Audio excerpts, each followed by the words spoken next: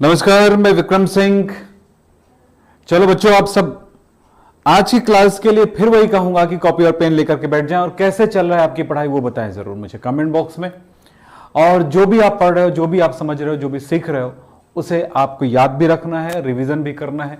क्योंकि देखिए, मैं इतनी बात बताऊंगा कि हेलो एल्केन आपने जिस दिन से समझना शुरू किए हो और आज तक आपने बहुत कुछ सीखा है। इसके आधार पर आपने ऑर्गेनिक केमिस्ट्री भी सीखा है। जिन बच्चों ने ऑर्गेनिक केमिस्ट्री को बिल्कुल भी नहीं जानते थे या थोड़ी बहुत जानते थे, वो बहुत कुछ सीखने शुरू कर दिए। तो बच्चों, एक बात याद रखो, पढ़ाई आपको बहुत अच्छे से करना है। एक बात और कहना है कि मेरी क्लास में हमेशा एक बात बोलता हूं कि नीचे मैंने डिस्क्रिप्शन बॉक्स में एक लिंक दे दिया है आपके होमवर्क का, उसे पूरा जरूर करें। अगर आप वो नहीं करते हैं तो आपको बहुत बड़ी तकलीफ हो सकती है आगे जाकर के। अब आज की क्लास में और क्या खास बात है, वो ये है कि हम रासायनिक गुणों को पढ़ना शुरू करेंगे, समझना शुरू करेंगे, सीखना शुरू करेंगे। देखिए, रासायनिक अभिक्रियाएं कुछ हद तक आपने अभी भी देखा है। हेलो एल्केन बनाने की विधि में सीखे हैं और आपने कुछ वुड्स अभिक्रियाएं, वुड्स-फिटिक रिएक्शन, अल्मान रिएक्शन, ये सब आपने देखा, उसमें भी किया है आपने। तो इन जगहों पर आपने रासायनिक अभिक्रियाएं करना सीखे हैं। आज की अभिक्रियाएं बहुत इंपॉर्टेंट है, आप सबको जानना है और इसके क्वेश्चंस आते हैं आपके एग्जाम में। तो शुरुआत करें आज की क्लास। आज की क्लास की शुरुआत करने से पहले कुछ एक बातें कहूंगा कि आप लोगों को पता है कि हेलो एल्केन के रासायनिक गुण क्या क्या होते हैं और किस प्रकार के होते हैं। इनको हमने 4 प्रकारों में बांटा है और ये क्या है जरा देखें। वो ये है नाभिक स्नेही प्रतिस्थापन अभिक्रिया, विलोपन अभिक्रिया, धातुओं से क्रिया, ये हमने कर लिए हैं। नाभिक स्नेही प्रतिस्थापन अभिक्रियाओं के बारे में बात करेंगे, फिर बाद में हम विलोपन अभिक्रिया, अच्छा विलोपन भी हमने एक बार देख लिया है कि विलोपन अभिक्रिया में आपने क्या देखा है कि C2H5Cl की अभिक्रिया KOH एल्कोहलिक से अभिक्रिया कराया हो तो क्या मिला, K और Cl निकल गया, KCl बन करके, और यहां से देखो इसका OH रिएक्टिव होता है तो H के साथ निकल गया पानी बन करके और बन गया है C2H4, यानी कि एल्कीन बन गया है। ये विलोपन अभिक्रिया, ये भी आपने देख लिया है। हम अब चलेंगे नाभिक स्नेही प्रतिस्थापन अभिक्रियाओं में। तो चलिए, आज सबसे पहले हम देखेंगे एल्कोक्सी समूह द्वारा प्रतिस्थापन। एल्कोक्सी समूह द्वारा प्रतिस्थापन, इसको हम कहते हैं विलियमसन संश्लेषण। विलियमसन संश्लेषण में क्या होता है, अगर सिंपल से अगर बात करें तो RX की क्रिया RONA से कराते हैं। सोडियम, ये क्या है, एल्किल हैलाइड या हेलो एल्केन,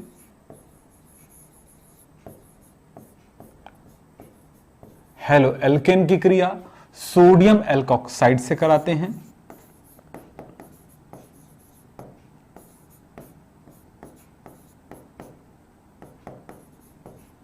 तो देखें, ये X और Na, ये दोनों क्या सोडियम है, ये हैलोजन है। आप जानते हो हैलोजन और सोडियम जो है बहुत ज्यादा क्रियाशील होता है। तो सोडियम और हैलोजन हमेशा धन वाले को पहले लिखते हैं ना, तो सोडियम पॉजिटिव और X नेगेटिव, तो इस तरह से NaX बन गया।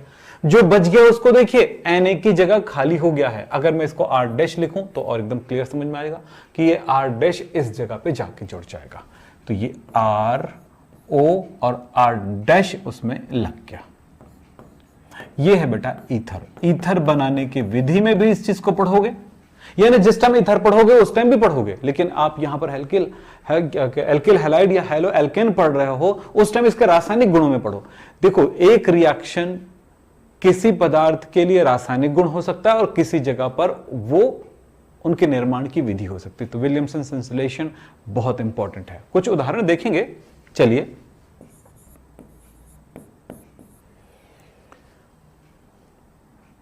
C2H5Cl प्लस CH3ONA, अगर मैं नामकरण करूं तो इसका नाम क्या होगा, हेलो इसका नाम हुआ, तो ये होगा क्लोरो। एल्केन कौन सा है, एल का 2 कार्बन का, तो इथेन हुआ, तो क्लोरो इथेन।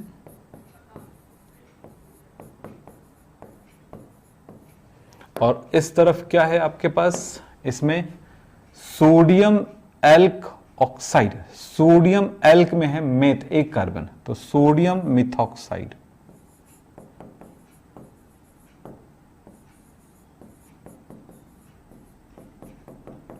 और कितना आसान है, सोडियम के बारे में जानते हो कि सोडियम हमेशा क्लोरीन को लेकर निकल जाएगा, जैसा कि यहां पर देखिए। तो क्या मिला आपको, ईथर।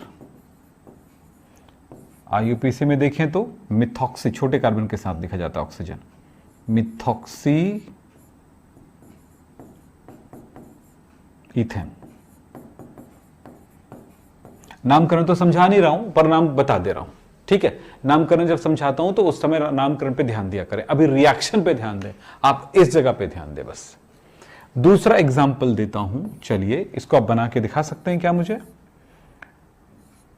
C2H5Cl C6H5ONa, ये सोडियम फिनॉक्साइड कहलाता है।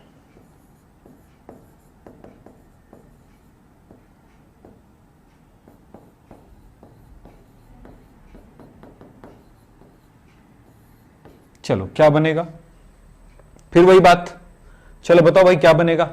बच्चों इस बात का पूरी कोशिश किया करो कि आप पहले मुझसे बनाने की कोशिश करो, तो आपके लिए ज्यादा अच्छा होगा। बताओ क्या बनेगा जी। आप यहां पर देख रहे हो कि भाई सोडियम ने क्लोरीन के साथ रिएक्शन, यहां पर क्लोरीन, ब्रोमीन, आयोडीन कोई भी हो सकता है, यहां पर सोडियम की जगह पोटेशियम भी हो सकता है, चलेगा। NaCl, फिर क्या बच गया आपके पास, C6H5O, और इधर कौन है, C2H5।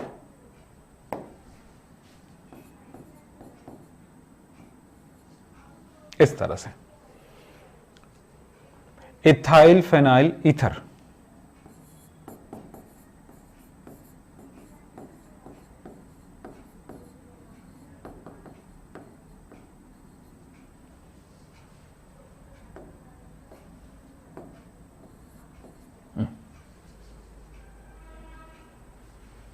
चलिए हो गया। तो ये हुआ विलियमसन संश्लेषण कहलाता है, और इसको कैसे बोलेंगे, सोडियम एल्किल हैलाइड की क्रिया सोडियम एल्कोक्साइड से कराने पर हमें ईथर प्राप्त होता है। मैंने यहां पर लिख दिया है, इसके लिए ये लिख सकते हैं आप, एल्किल हैलाइड सोडियम एल्कोक्साइड के साथ अभिक्रिया करके ईथर बनाते हैं। बहुत इंपॉर्टेंट रिएक्शन है, ये भी ध्यान रखिएगा, कई बार ये प्रश्न पूछा जाता है, कई बार, क्योंकि ये हेलोएल्केन में भी पढ़ते हो और ये ईथर में भी पढ़ते हो, दो जगहों पर इस चीज को पढ़ते हो, इसलिए। चलो साहब आगे बात करते हैं। साइनो समूह द्वारा प्रतिस्थापन, इनको बताता हूं मैं आपको, थोड़ा समझना है इसको कि इस तरह के रिएक्शन कैसे होंगे। साइनाइड, बेटा साइनाइड Cn- होता है, Cn- साइनाइड होता है।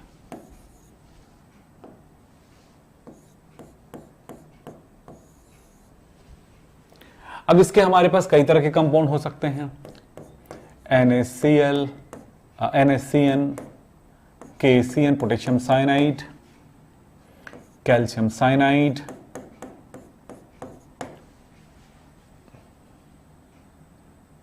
Magnesium cyanide, silver cyanide, AgCN। इस तरह से हमारे पास कई तरह के कंपाउंड हो सकते हैं। इस बात का ध्यान रखना कि ये पूरी तरह से आयनिक है,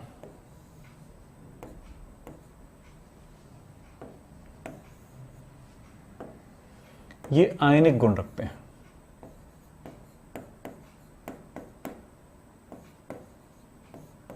आयनिक यौगिक है।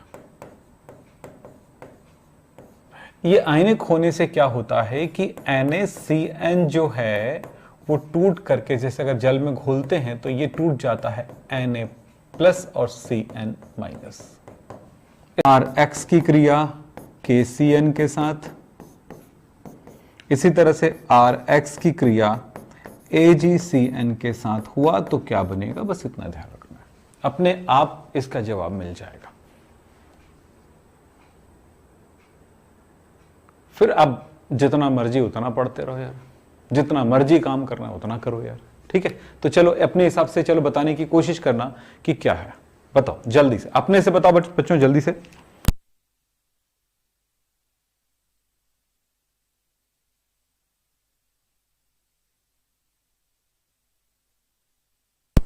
तो बताइए जल्दी क्या होगा।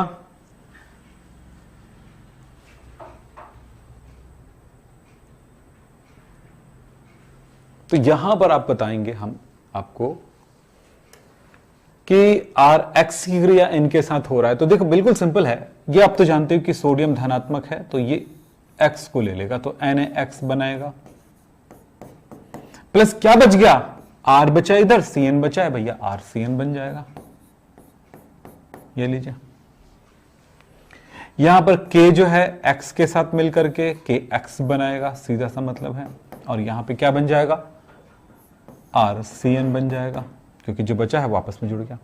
फिर Ag पॉजिटिव है X के साथ, वो भी निकल गया, AgX बन गया, प्लस आपके पास है R और CN, RCN, बिल्कुल RCN नहीं बनेगा, इसकी जगह बनेगा कि ये जो CN है वो NC हो जाता है, RNC बनेगा। तो ये है एल्काइल साइनाइड,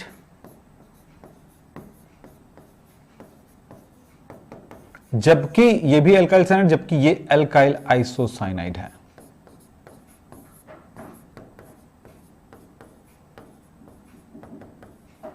एल्काइल आइसोसाइनाइड बन जाएगा।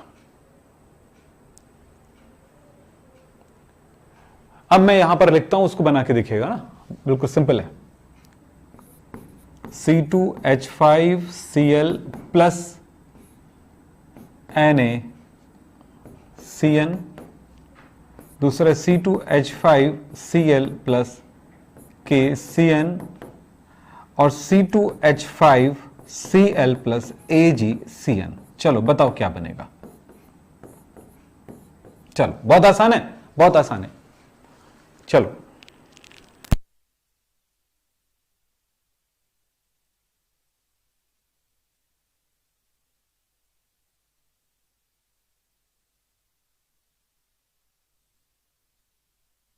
चलो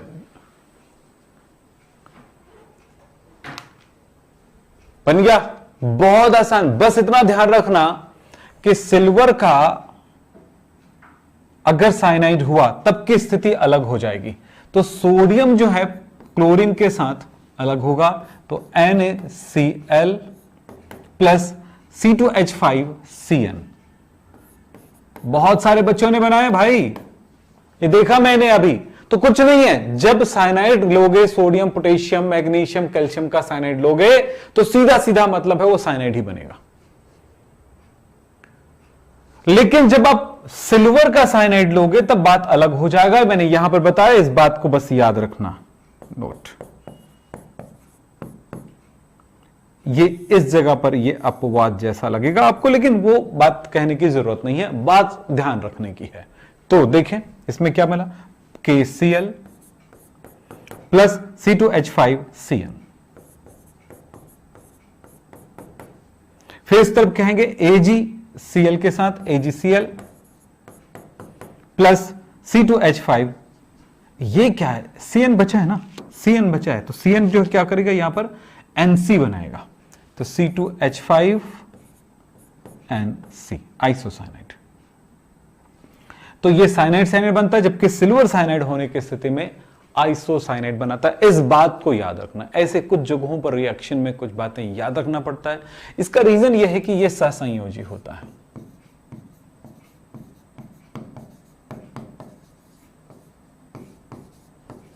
यह आयनिक गुण रखता है और यह सहसंयोजी गुण रखता है। यही एक रीजन होता है कि इस तरह से रिएक्शन होती है।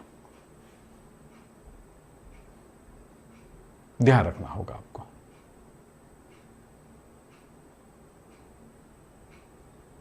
ठीक है, चले अब आगे बढ़ते हैं। यहां पर नाइट्राइट कंपाउंड, नाइट्रो कंपाउंड की बात करते हैं, तो बिल्कुल यहां पर भी ध्यान रखिएगा वही बातें कि सोडियम,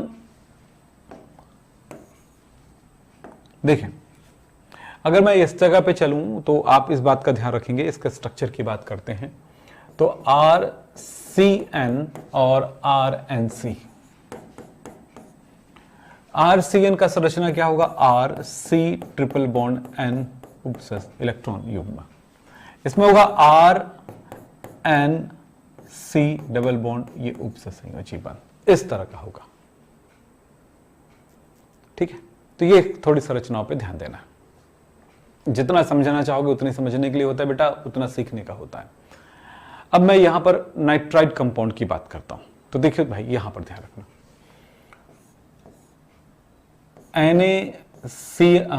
NaNO2 NO2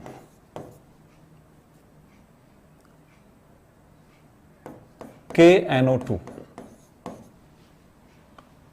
और इसी तरह से AgNO2, सब पे ध्यान दें, ये कहलाता है सोडियम नाइट्राइट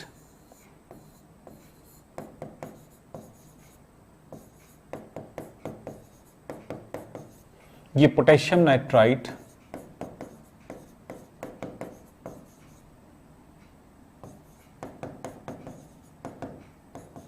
और ये कहलाता है silver nitrite.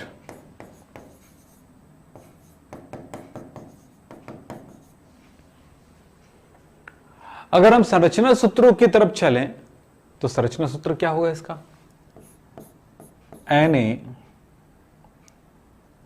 Plus O minus N double bond O। यानी अगर हम ज्यादा कुछ नहीं सोचना चाहते हैं तो स्ट्रक्चर को बिल्कुल सिंपल वे में ले लें भाई, NaONA है, सॉरी NaONO है, ये क्या है KONO है, ये क्या है AgONO है, असल में यही है ये। अगर इसका आयनीकरण करें तो क्या मिलेगा, Na plus O NO minus, K plus O minus NO, इसी तरह से Ag प्लस माइनस NO, ऐसा मिलेगा। ये है संरचना।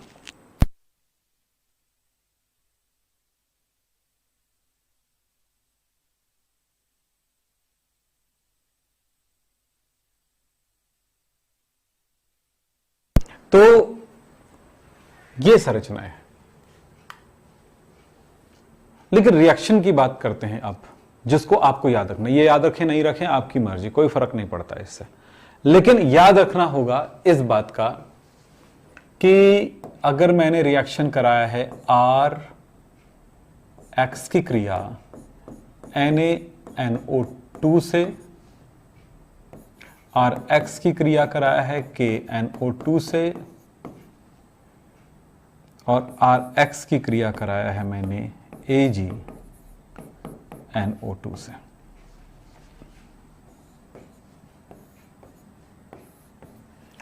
आपको पता चल गया, हम लिखते जरूर है NaNO2 NaNO2, लेकिन संरचना है NaONO।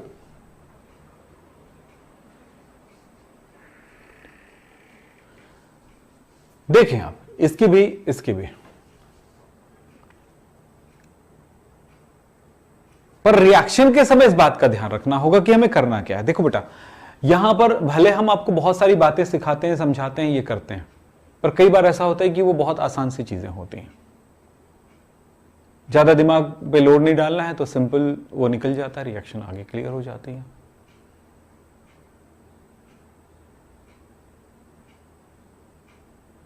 तो चलिए आगे बात करते हैं क्या बनता है। हम इस जगह पर रिएक्शन की बात करते हैं तो बिल्कुल सिंपल है, Na और X निकल जाएगा, ये तो आप जानते ही हैं, NaX बन गया, प्लस ये NO2 लग तो रहा है पर NO2 नहीं है, वह है क्या चीज, ONO है, जैसा कि मैंने यहां पर दिखाया आपको। लिखेंगे ऐसे ही बेटा, NO2 ही लिखेंगे, NaNO2 ही लिखेंगे। इनऑर्गेनिक केमिस्ट्री में नाइट्राइट होता है, नाइट्रो कंपाउंड नहीं होता, इसीलिए। तो यहां पर क्या हुआ, ये तो R बचा है, NO2 बचा है, तो RNO2 नहीं, बिल्कुल नहीं ये बनेगा। इसके जगह पे ये लिखेंगे हम लोग RONO लिखेंगे। यह एल्किल नाइट्राइट है।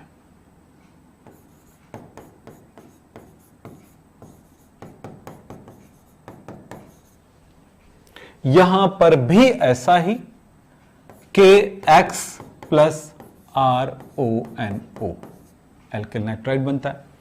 पर यहां पर देखें, थोड़ी सी बात अलग हो जाएगा। ये AgX तो बनेगा, परंतु यहां पर होगा RNO2। इसको हम लिख सकते हैं RN डबल बॉन्ड O उपसे संयोजी बंध O। यह है नाइट्रो एल्केन।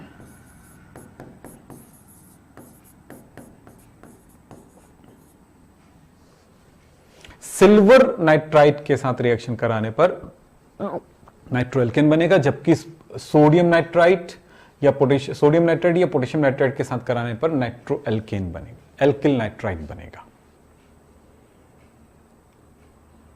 चलो इसको नोट करो, फिर हम आपके इसके रिएक्शन की बात करते हैं, थोड़ी सी दिखाएंगे आपको, फिर वो आपके लिए आसान हो जाएगा। चलिए जल्दी करिए, नोट करें। चलिए बोलिए, क्या हो गया, ये लिख लिए। अब बताओ इसका रिएक्शन क्या होगा।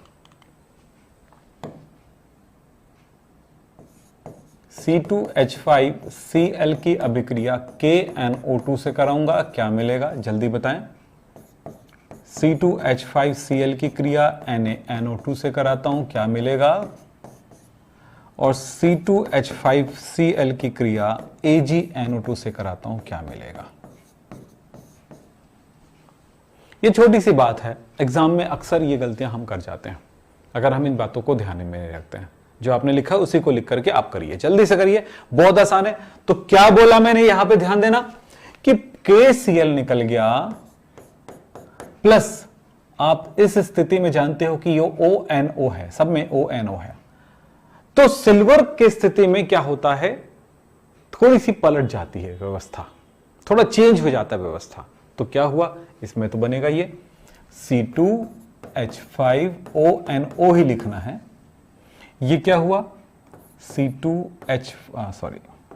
पोटेशियम का था, सोडियम में क्या मिलेगा, सोडियम क्लोराइड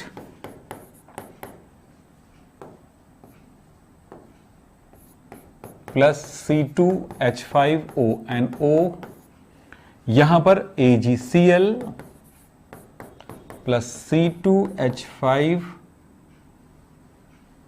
क्या मिलेगा, NO2। सिल्वर कंपाउंड होने की स्थिति में ध्यान रखना कि रियल स्ट्रक्चर को हम कभी भी नहीं बनाते हैं सिल्वर नाइट्राइट में। लिखना तो चाहिए था AgONO लिखना चाहिए था, NaONO लिखना था, नहीं लिखते हैं। इनऑर्गेनिक केमिस्ट्री में वैसा ही स्ट्रक्चर होता है, एक ही टाइप का स्ट्रक्चर होता है। अकार्बनिक में O minus N double bond O ही होता है अकार्बनिक रसायन में। ये अकार्बनिक कंपाउंड है ना,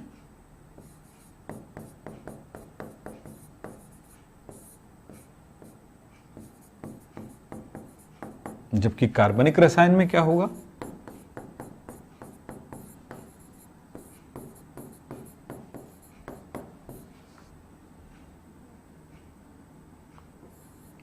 ON डबल बॉन्ड O और N, ये नाइट्राइट है और ये नाइट्रो है।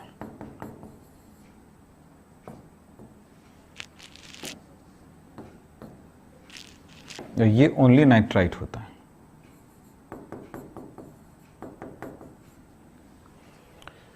तो ये थोड़ा फर्क है कि अकार्बनिक में केवल एक प्रकार के होने की वजह से हम इसको लिखते समय हम क्या लिखते हैं हमेशा, ये हम इसको ऐसा लिख देते हैं NO2 ही लिखते हैं हमेशा इसको।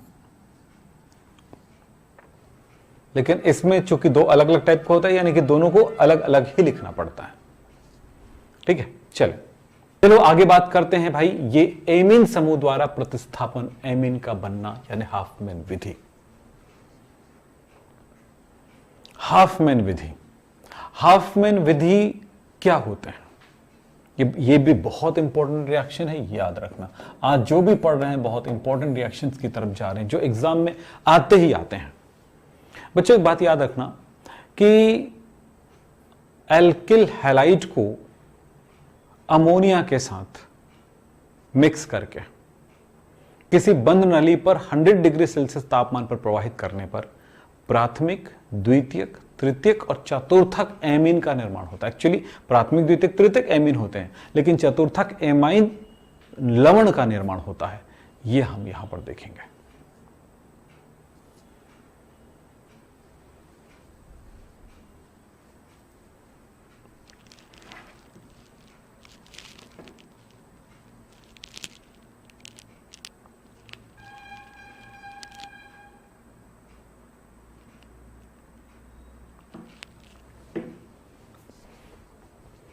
एमीन समूह। चलो, तो इस जगह पे क्या क्या होगा मैंने आपको बताना है। क्या बताया मैंने कि एल्किल यानी कि एल्किल हैलाइड को अमोनिया के जलीय विलयन या एल्कोहलिक विलयन के साथ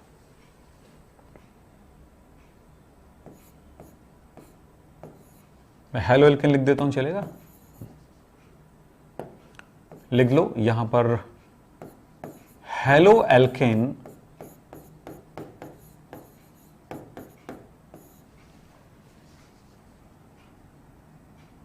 को अमोनिया के जलीय या एल्कोहलिक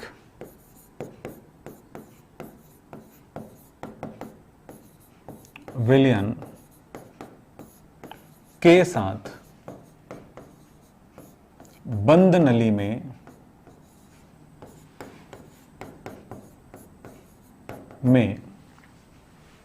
100 डिग्री सेल्सियस ताप पर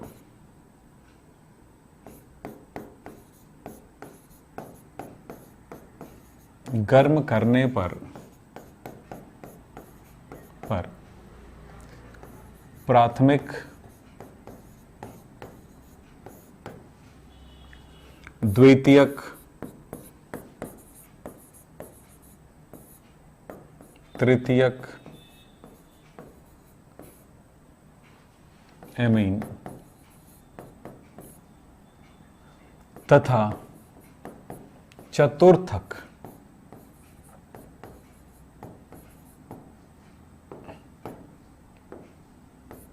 एमीन लवण, चतुर्थक एमीन लवण।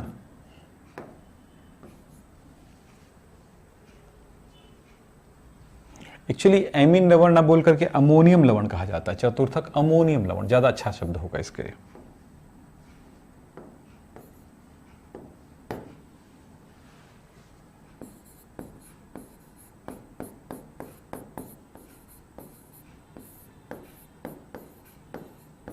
का मिश्रण प्राप्त होता है।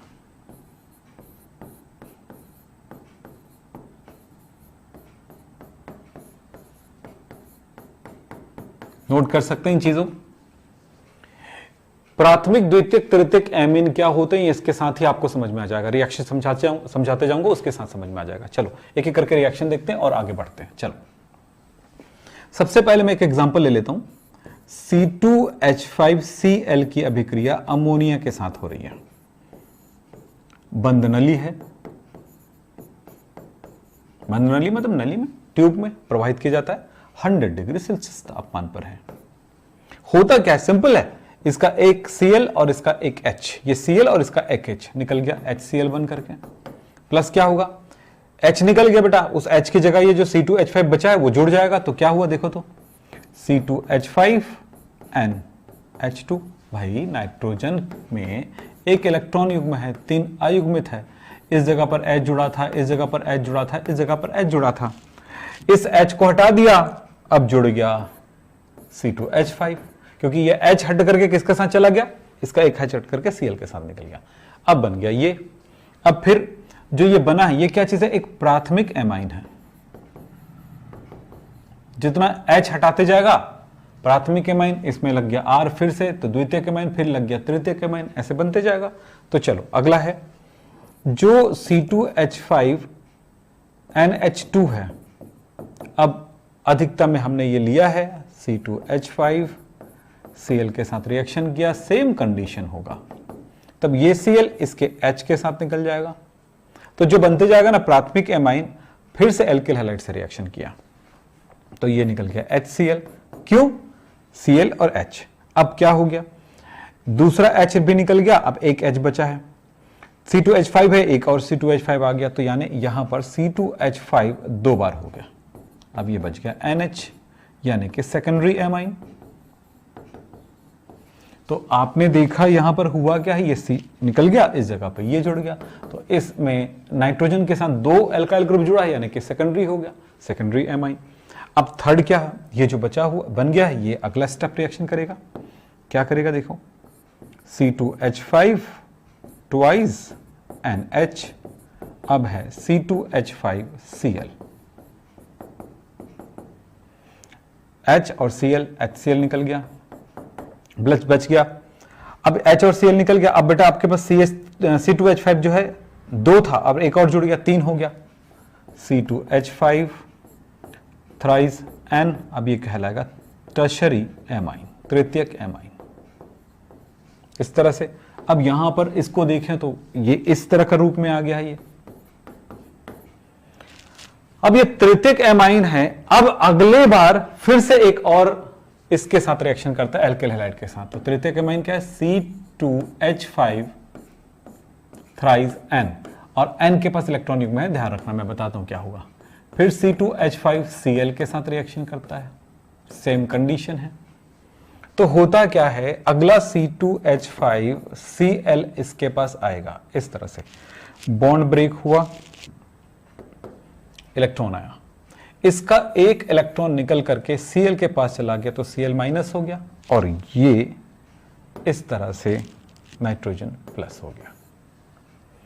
अब देखो इसके अयुग्मित इलेक्ट्रॉन ये दोनों आपस में जुड़ जाएंगे, तो ये जुड़ गया, फिर C2H5, ये नाइट्रोजन पॉजिटिव है, और ये जो Cl बचा है ये हट गया, और ये Cl जो है इस जगह पर माइनस। तो आप देख रहे C2H5 4Na N प्लस और Cl माइनस बन जाता है, तो इसको कहा जाएगा चतुर्थक अमोनियम क्लोराइड। तो इस तरह से एक अमोनियम सॉल्ट बनता है, लवण बनता है।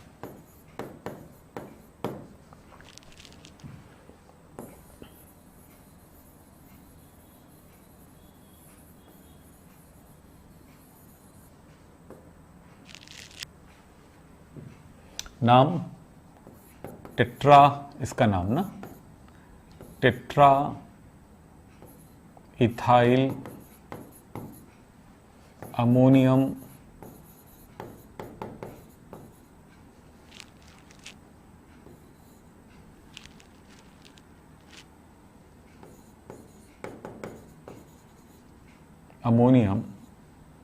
क्लोराइड, ये है। अब इस पे प्रैक्टिस करो बेटा, एक प्रैक्टिस जरूरी है आपकी, और जब तक प्रैक्टिस नहीं करोगे बहुत अच्छे से नहीं कर पाओगे। तो यार आसानी से समझा दिया, कोई कठिनाई नहीं है, परेशानी क्या है, आप आराम से कर सकते हो इस चीज को। चलिए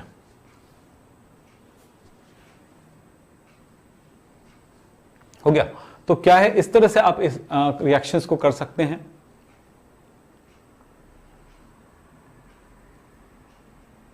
बढ़ाओ ना,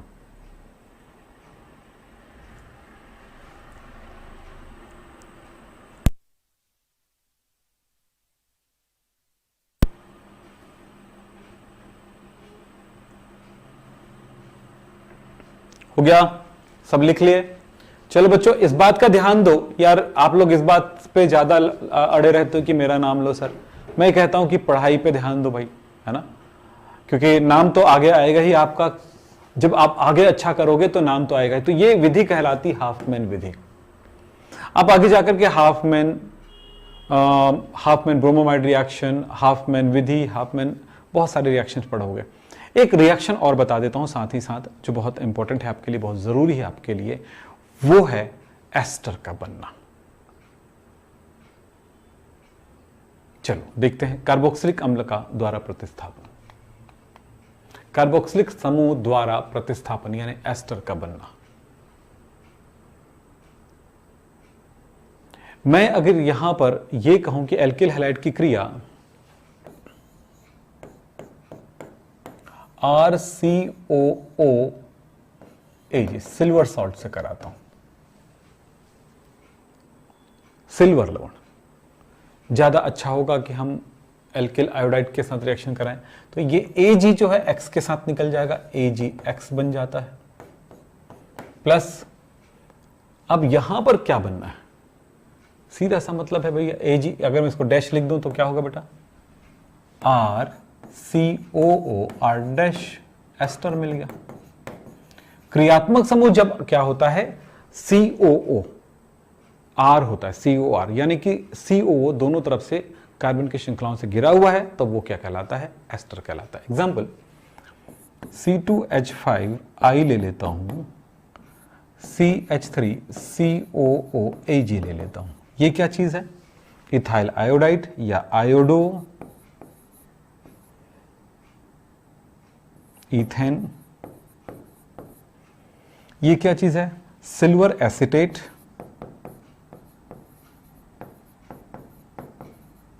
तब क्या होगा बोलो, ये AgI के साथ मिलेगा, बिल्कुल है ना आसान, तो मिल गया AgI। प्लस क्या बच गया आपके पास, ये बचा है, देखो, और दूसरे साइड से क्या मिला है आपको, देखें क्या बचा है, इधर बचा हुआ है C2H5, तो ये कहलाएगा इथाइल एसिटेट। और यदि आप IUPAC में नाम देख रहे हो तो क्या कहलाएगा, ये इथाइल इथेनोएट। अब बेटा नामकरण तो मैं भी पढ़ा नहीं रहा हूं तो कुछ बोलूंगा नहीं इस मामले में, तो ये है क्या चीज, एस्टर बन गया। तो हम इस तरह से हम देख सकते हैं कि क्या हमने आज रिएक्शन में पढ़ा है, क्या समझा है, बहुत महत्वपूर्ण है आप सबके लिए। तो जल्दी बताएंगे कैसे बना, क्या हुआ।